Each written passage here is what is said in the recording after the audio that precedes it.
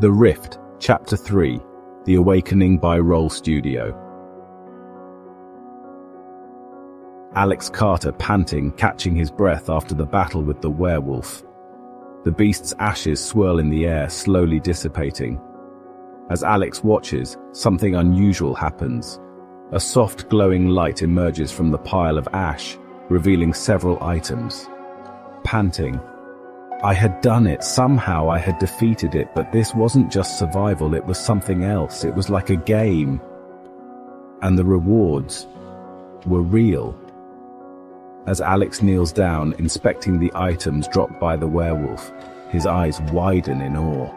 Among the glowing loot he sees, a crimson-red ornate dagger. Its blade glows faintly, etched with runes. The hilt is gilded with intricate designs, radiating a dangerous allure. Beside it lay a small vial filled with a swirling red liquid, a rare rejuvenating potion. The liquid inside sparkles, glowing faintly as if pulsing with life. A werewolf fang, sharp, curved, and coated with a mysterious black substance. I couldn't believe it, just like in the game. Loot drops. The werewolf had left behind something special. I picked up the dagger first. Alex inspects the dagger, gripping the hilt firmly, the blade's gleaming surface showing small flames swirling around it. This is no ordinary dagger.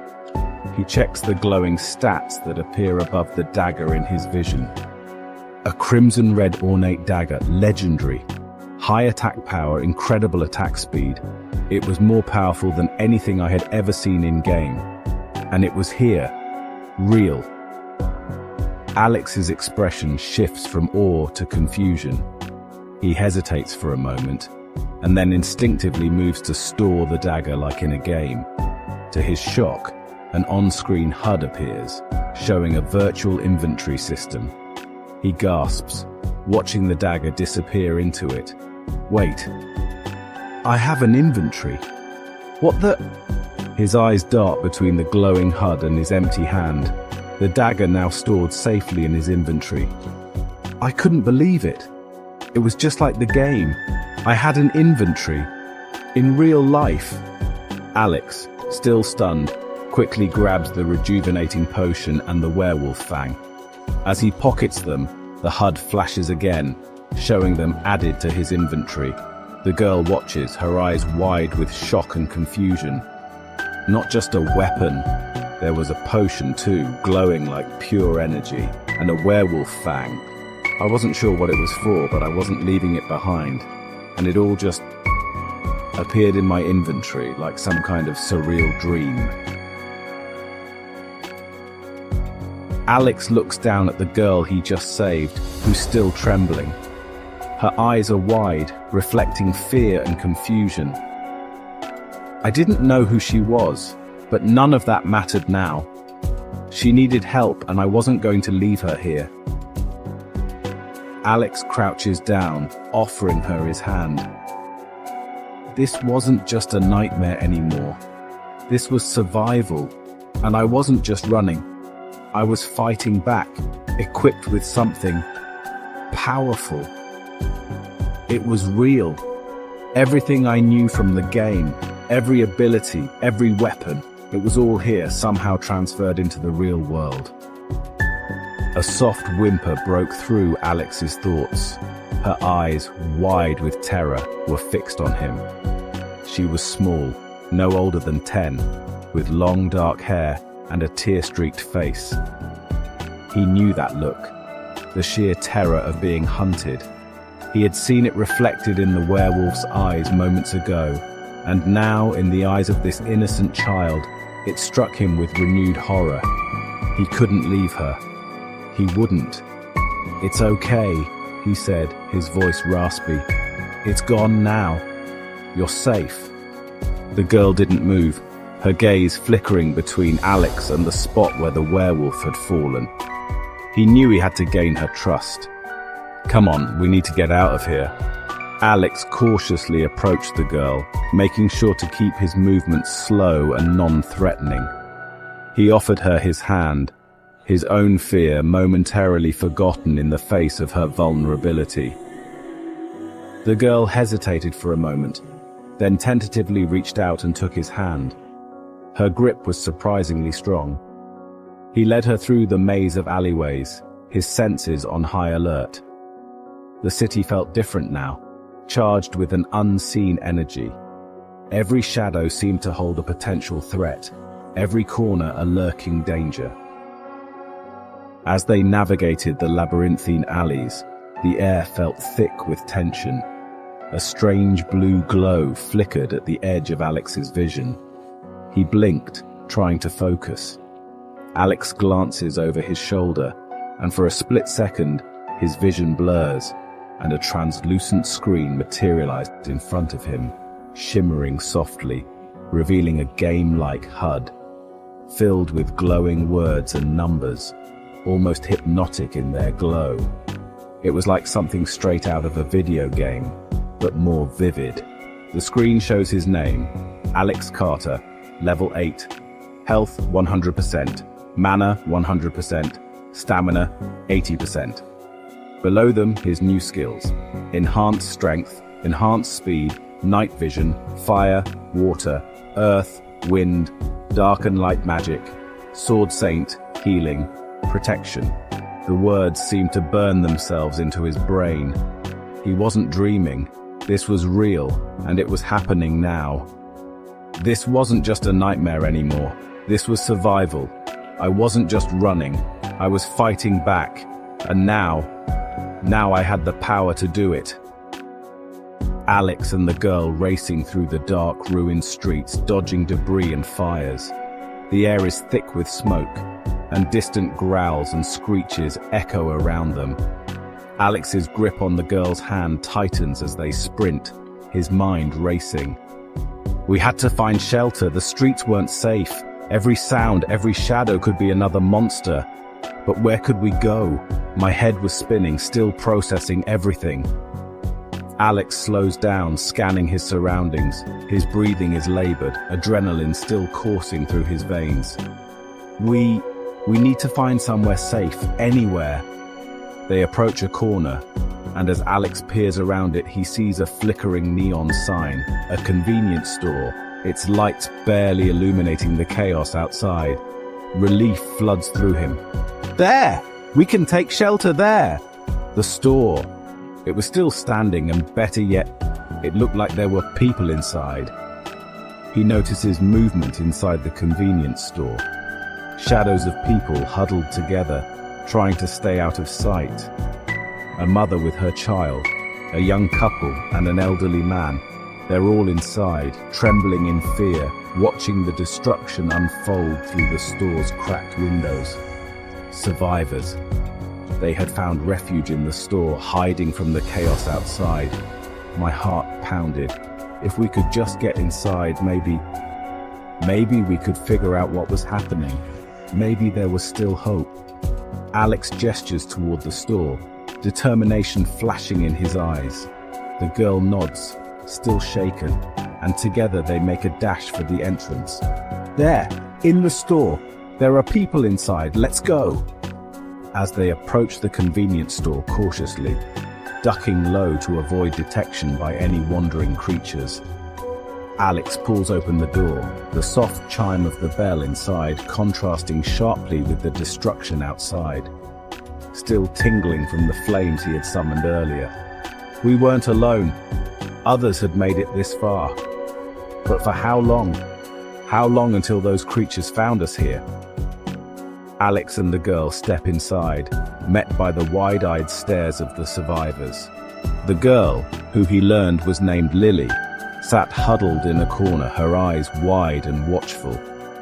He looked at his hands, the hands that had slain a monster, the hands that now possessed impossible strength.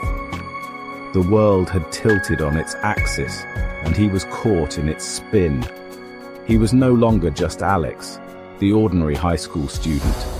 He was something more, something powerful, something terrifying. Alex leans against the store's counter, catching his breath. He closes his eyes for a moment, trying to process everything. The HUD flashes again, showing his level up stats. I had leveled up. It was absurd, but there it was. Just like in the game, my stats had increased.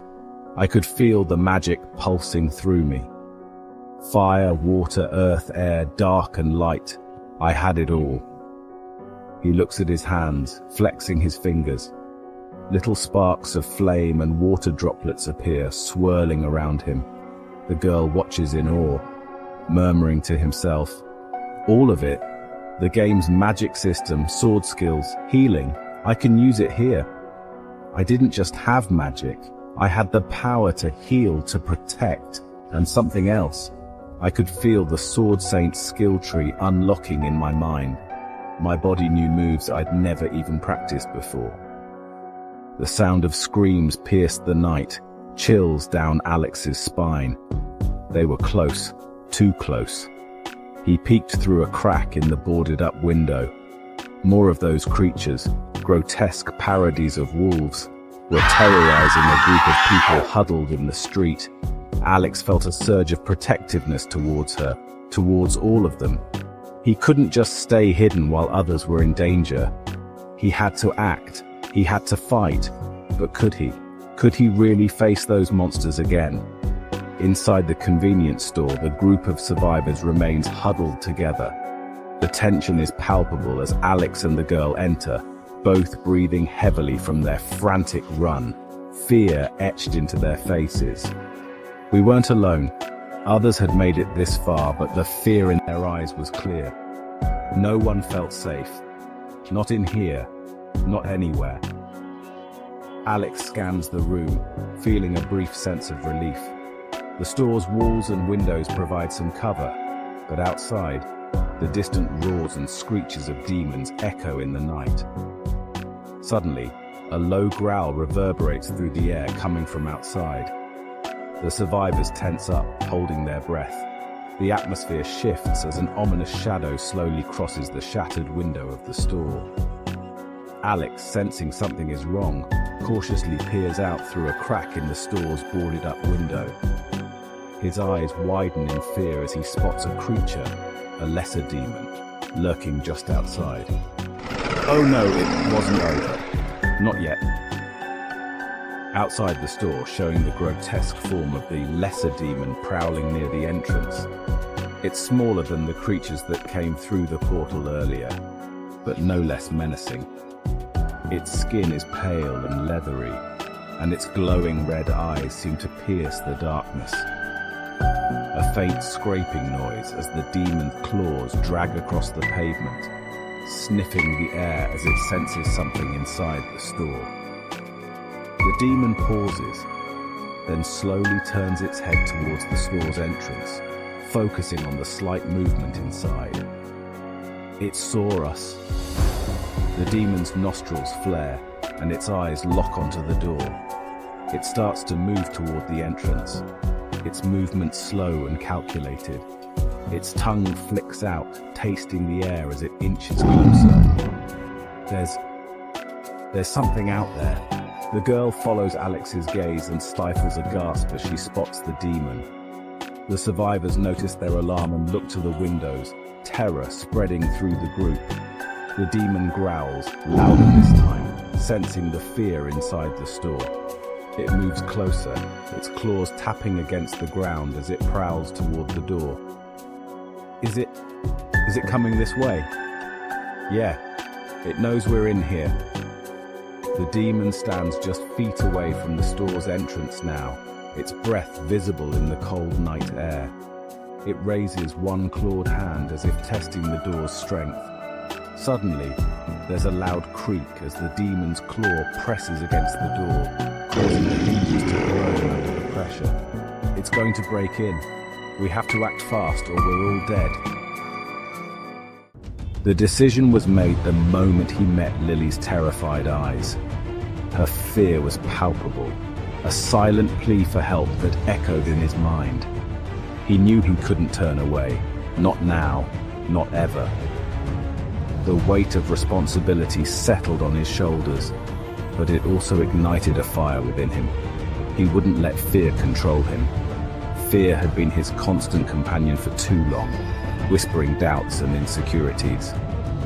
But now, standing on the precipice of danger, he found a new resolve. He would face the darkness head-on, for Lily, for himself, and for everyone who depended on him. He wouldn't let anyone else get hurt.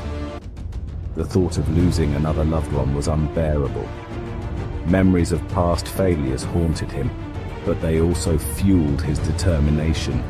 He would protect those he cared about, no matter the cost. His heart pounded with a mix of fear and determination, but he knew he had to act. He pulled out the crimson dagger, its warmth spreading through his hand. The weapon felt like an extension of his own will, a conduit for his newfound strength. The dagger's glow seemed to pulse in rhythm with his heartbeat, a beacon of hope in the encroaching darkness, the blade igniting with a crimson glow. The light was both beautiful and terrifying, a symbol of the power he now wielded. It cast eerie shadows on the walls, but it also illuminated his path. He felt a surge of confidence, knowing that this weapon was his to command. To be continued.